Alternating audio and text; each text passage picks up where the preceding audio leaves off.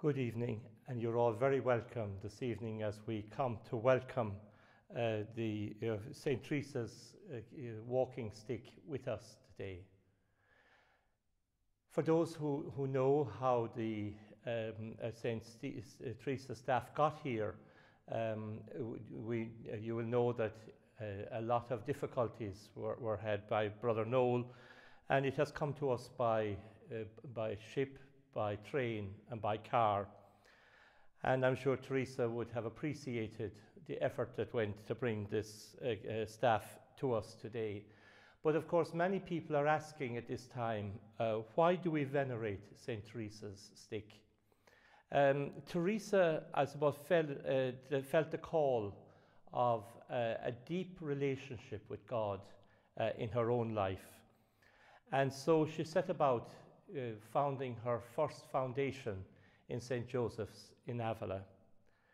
And of course, from this, she was very conscious that she was motivated by a burning love for God and God's love for her. And so she wanted to respond to that love. And we are told that she remarked to her sisters that if the Lord had so many enemies, they should become very good friends of God. And so she was asked by the Carmelite order and many bishops to come to found many of monasteries in her own lifetime. And we know that she formed over up to 17 new convents in her own lifetime. She often also, I suppose, took this on with great difficulties in her life as well. To travel in Spain in her time was quite a difficult task. She often traveled by mule and cart. And when the weather was bad, the roads really became impassable. And she often talked about the wheels getting stuck in mud along the way, and herself and her sisters had to get out of the cart and to walk. And of course, in those situations, the staff came very handy to her to help her to get through. As she began to form these new communities, we know that she called them dovecots, these new monasteries that she had founded. And she wanted it to be a place where the Lord would be honored and loved. And everybody who came in contact with St. Teresa was very much impressed and changed for the better through that encounter. We know also from the Gospels that when Jesus sent out his disciples to found to bring his mission into the world, there was really a sense of urgency in this. He told them not to bring anything with them, except not to bring anything like an extra tunic or anything like this, but that they were to continue to rely on the providence of the people that they were going to bring this good news to. So this has been done over a period of time, and Teresa shared that urgency as well, that in the founding of her 17 monasteries, she really found that this was a very important urgency in order to get that completed. So we can genuinely say this evening that in venerating her staff, we are really honouring St. Teresa herself.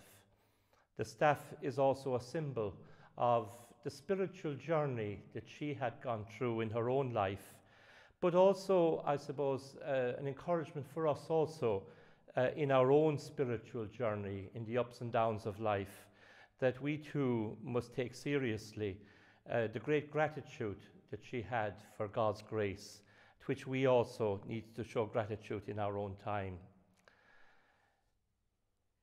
I suppose over the past 5 years, the order has had a very privileged opportunity to really immerse itself again into the writings of St. Teresa. And this year particularly, both our friars, our sisters, and our secular order members have all been enriched by the reflection and the talks that have taken place on this St. Teresa's 500th anniversary of her birth. We have been enlivened again by the great gift of St. Teresa, and we have discovered, I suppose, the great gift she has been to the Church after being made a Doctor of the Church in 1970. She was a woman of exceptional human qualities. She was a woman who was highly intelligent, a warm personality, adventurous, charming, articulate, and humorous. And we are familiar with her great sayings that may God deliver us from sour-faced saints. And so we find here that she had a great sense of humor, and she carried with her the joy of the gospel within her own life as well.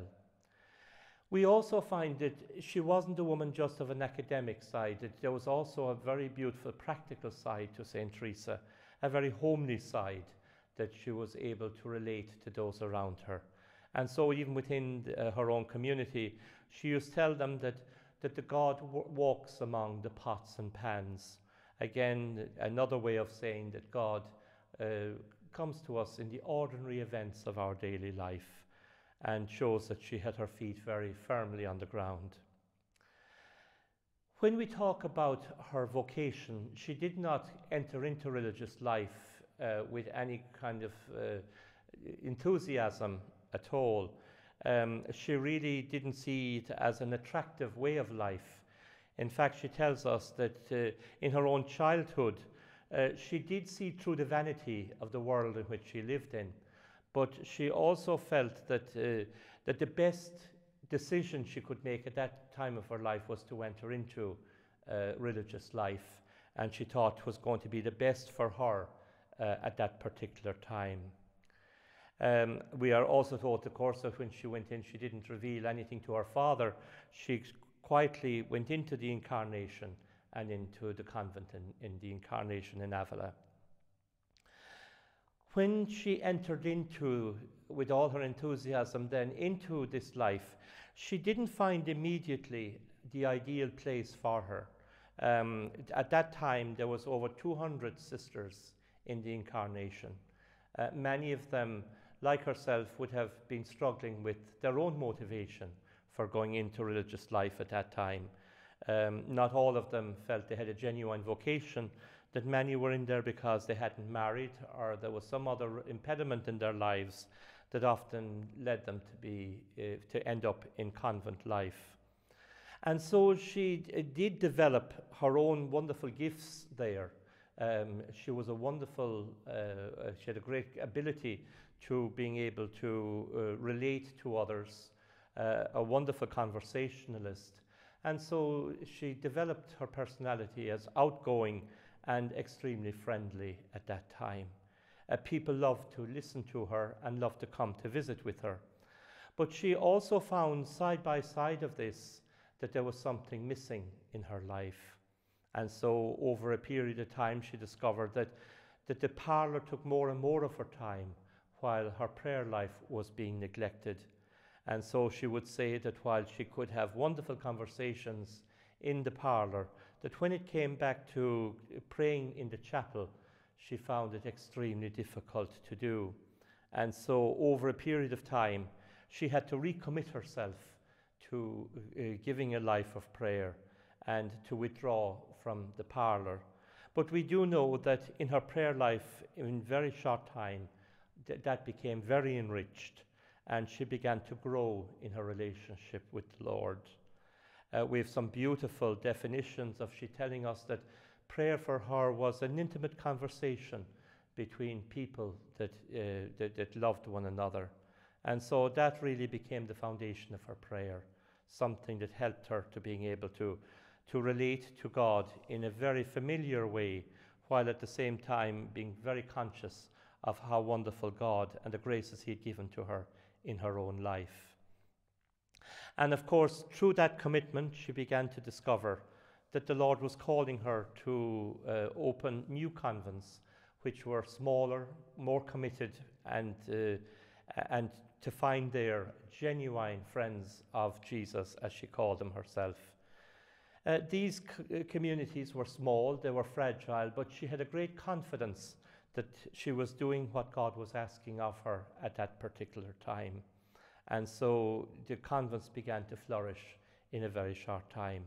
And as I said at the beginning, that in her own lifetime, she had founded 17 new convents, as well as several new monasteries of friars at this time too.